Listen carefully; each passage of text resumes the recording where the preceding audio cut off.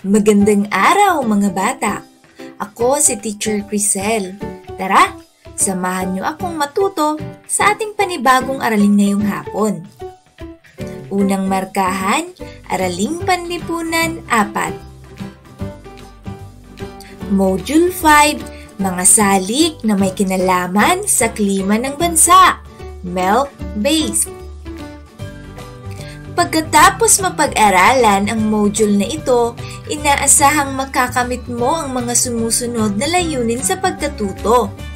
Una, matutukoy ang iba pang mga salik gaya ng temperatura at dami ng ulan na may kinalaman sa klima ng bansa. Ikalawa, mailalarawan ang klima sa iba't ibang bahagi ng bansa sa tulong ng mapa na pangklima. Pero bago tayo magpatuloy mga bata, tara, subukan niyong sagutin ang ilang mga katanungang ito upang malaman natin kung hanggang saan na ang alam niyo sa aralin natin ngayong hapon. Panuto, piliin at bilugan ang titik ng tamang sagot sa bawat katanungan. Unang bilang, saang lalawigan nakapagtala ng pinakamababang temperatura sa bansa? A. Baguio, B. Tagaytay, C. Bukidnon, D. Atok Benguet. Ikalawang bilang, anong babala ng bagyo kapag ang bilis ng hangin ay nasa 30 hanggang 60 km bawat oras sa loob ng 36 na oras? A. Babala bilang 1, B. Babala bilang 3, C. Babala bilang 2, D. Babala bilang 4. Ikatlong bilang, kapag ang bilis ng hangin ay hindi bababa sa 185 kilometro bawat oras sa loob ng 12 oras, anong babala bilang ito? A. Babala bilang 1, B. Babala bilang 3, C. Babala bilang 2, D. Babala bilang 4. Ika-4 na bilang, anong uri ng klima ang halos pantay na nararanasan ang pag-ulan sa buong taon? A. Unang uri, B. Ikatlong uri, C. Ikalawang uri, D. Ika-4 na uri. Ikalimang bilang, nakararanas ng anong uri ng klima ang mga naninirahan dito kapag maulan at maikling panahon ng tag-araw? A. Unang uri, B. Ikatlong uri, C. Ikalawang uri, D. Ika-4 na uri. Ika-6 na bilang, ito ay tumutukoy sa nararanasang init o lamig ng isang lugar. A. Altitude, B. Dami ng ulan, C. Temperatura, D. Climate change. Ika-7 bilang, ano ang tawag sa malamig na hangin na buhat sa hilagang silangan ng bansa? A. Bagyo, B. Hanging amihan, C. Monson, D. Hanging habagat. Ika-8 bilang, ang mainit na hanging buhat sa timog kanluran ng bansa at umiihip sa buong Asya ay ang patlang. A. Bagyo, B. Hanging amihan, C. Monson, D. Hanging habagat. Ika-9 na bilang, ano ang hindi pangkaraniwang pangyayari sa kalikasan na nakaaapekto lalo pa sa pagtaas ng temperatura kung panahon ng tag-araw? A. Klima, B. Dami ng ulan, C. Amihan, D. Climate change.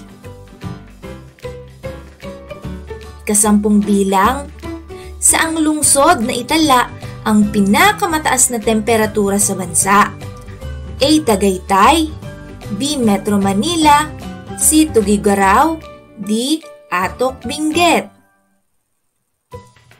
Narito mga bata ang kasagutan.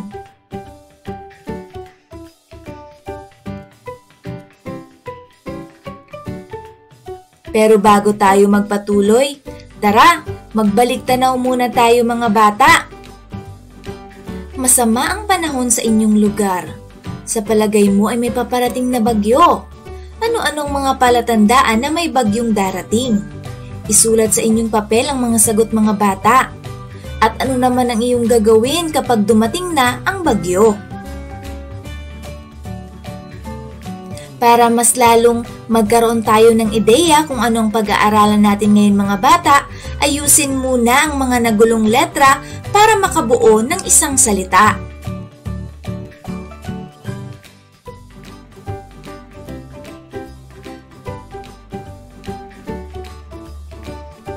Narito mga bata ang tamang salita.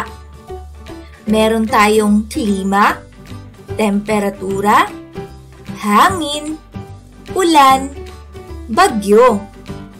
Ilan lamang yan sa mga salitang gagamitin natin at pag-aaralan maya-maya lamang. Alam nyo ba mga bata na iba-iba ang klima na nararanasan natin dito sa Pilipinas?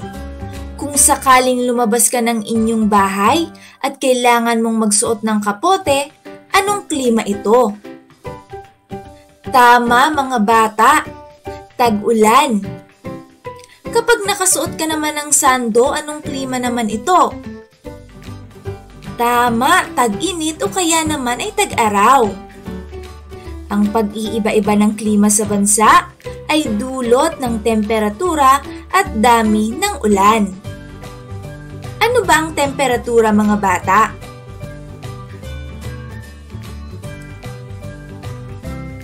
Ang temperatura ay tumutukoy sa nararanasang init o lamig sa isang lugar. May katamtamang klima ang Pilipinas sapagkat nararanasan sa bansa ang hindi gaanong init at lamig. Karaniwang umaabot sa 31 degrees Celsius ang pinakamataas na temperatura at hindi bumababa sa 23 degrees Celsius ang pinakamababang temperatura. Dahil sa tinatawag na climate change, nalalagpasan ang pinakamataas na temperatura mula 37 degrees Celsius hanggang 40 degrees Celsius kung panahon ng tag-araw sa bansa. Naitala ang pinakamataas na temperatura mga bata sa lungsod ng Tugigaraw. Ang pinakamababang temperatura naman na umabot sa 6.8 degrees Celsius hanggang 7.5 degrees Celsius ay naranasan naman mga bata sa Atok Benguet sa buwan ng taglamig sa ating bansa. Ang climate change ay ang hindi pangkaraniwang pangyayari sa kalikasan. Ito ay ang pagbabago sa klima na pinaniniwala ang sanhi ng mga gawain ng tao na maaaring nakapagpabago sa komposisyon ng atmosfera. Nakaapekto ito sa lalo pang pagtaas ng temperatura kung panahon ng tag-araw. Maaari itong magtagal o maranasan sa loob ng ilang panahon. Wala namang kinalaman ang kinaroroonan ng latitude ng mga lugar sa temperatura. Ang altitude o kataasan ng isang lugar ang dahilan kung bakit malamig sa lungsod ng Baguio. Maaasahang malamig ang klima sa mga lugar na mataas ang kinaroroonan. Patunay na ito ay ang pagdagsa ng tao sa lungsod ng Baguio kapag panahon ng tag-init sa bansa upang makapagpalamig. Iba-iba naman ang bilis ng pag-init ng lupa at tubig sa ibabaw ng mundo. Ang lupa ay mabilis uminit at lumamig kaysa sa tubig. Kapag ang hangin sa ibabaw ng lupa ay uminit, ito ay gumagaan at tumataas. Kapag tumataas ang mainit na hangin, iihip ang hanging malamig galing sa lugar na mataas ang presyon. May tinatawag naman tayo mga bata na monson. Ano ba ito? Ito ang tawag sa paiba-ibang direksyon ng ihip ng hangin na nakabatay kung saan ang mas mainit o malamig na lugar. May dalawang uri ng monson, hanging amihan at hanging habagat. Unahin na natin mga bata ang tinatawag na hanging amihan. Ito ay malamig na hangin buhat sa hilagang silangan. Nararanasan ito mula Nobyembre hanggang Marso.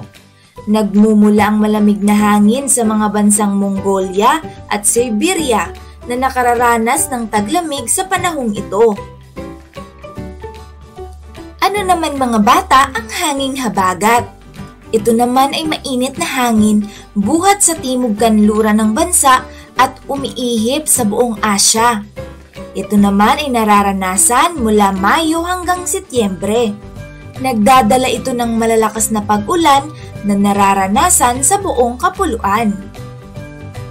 Alam niyo ba na ang dami ng ulan ay isa rin sa mga salik na may kinalaman sa klima ng ating bansa? Nakabatay sa dami ng ulang tinatanggap ng isang lugar ang uri ng klimang nararanasan sa bansa. Sa tulong ng mapang pangklima, makikita ang kabuoang pagkakaiba-iba ng klima ng mga lalawigan sa bansa. Pag-aralan sa larawan ang mapang pangklima ng Pilipinas. Alam niyo rin ba na may 4 na uri ang klima sa ating bansa? Meron tayong tinatawag na unang uri, ikalawang uri, ikatlong uri at ika-4 na uri. Ano ba ang unang uri? Ito ay may 6 na buwan ng tag-araw at 6 na buwan ng tag-ulan.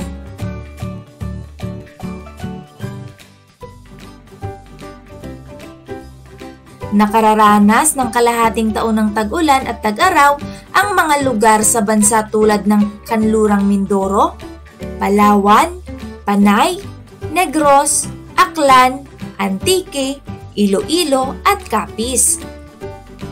Sa ikalawang uri naman, umuulan sa buong taon. Ito ay nararanasan mula Disyembre hanggang Pebrero. Nakararanas ng pag-ulan ang mga lugar na kabilang dito dahil sa kalapit ang mga lugar na ito sa baybayin at ang kawalan nito ng mga bundok na hahadlang dala ng ulan ng hanging amihan at habagat. Tulad ng Catanduanes at Quezon, Silangang Albay, Silangang Leyte at Samar, Camarines Norte at Camarines Sur.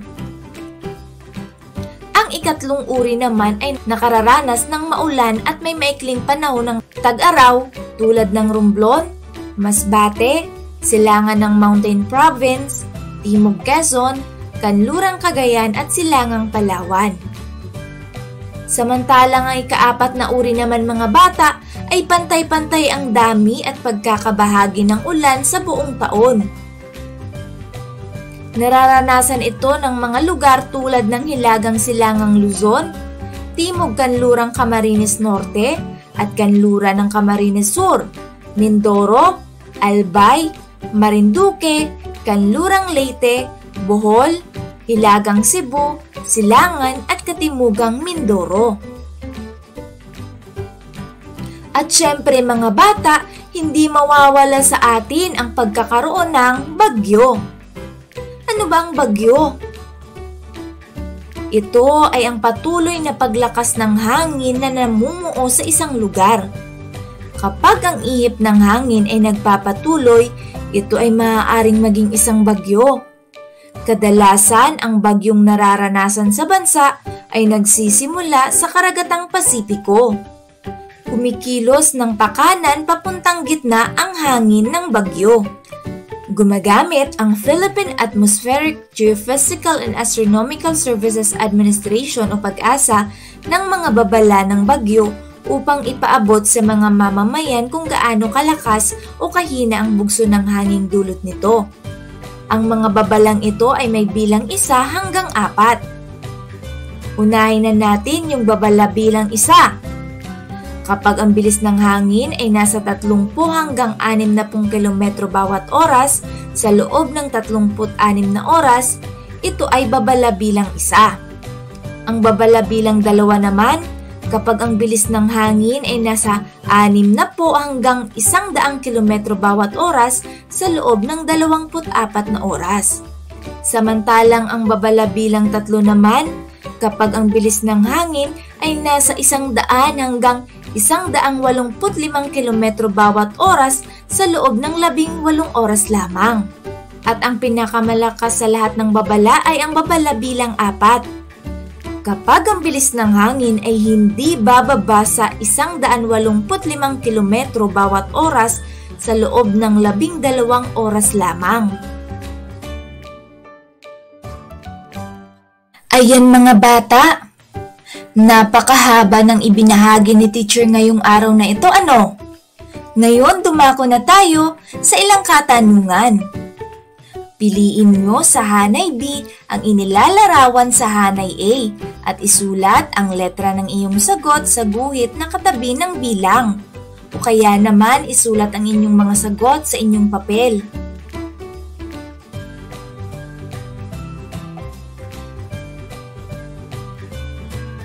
Isa-isip natin. Panuto, kumpletuhin ang pangungusap at punan ang patlang ng tamang salita. Piliin ang tamang sagot sa loob ng kahon.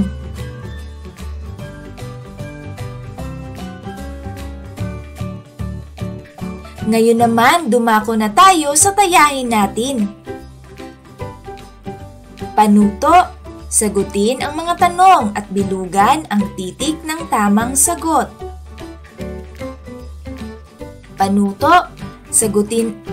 Panuto, basahin ang mga sumusunod na katanungan at piliin ang titik ng tamang sagot.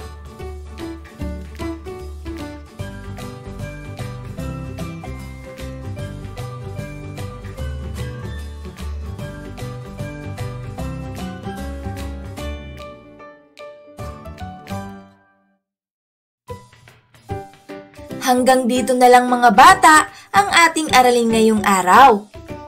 Naway may natutunan kayo. Hanggang sa muli, paalam!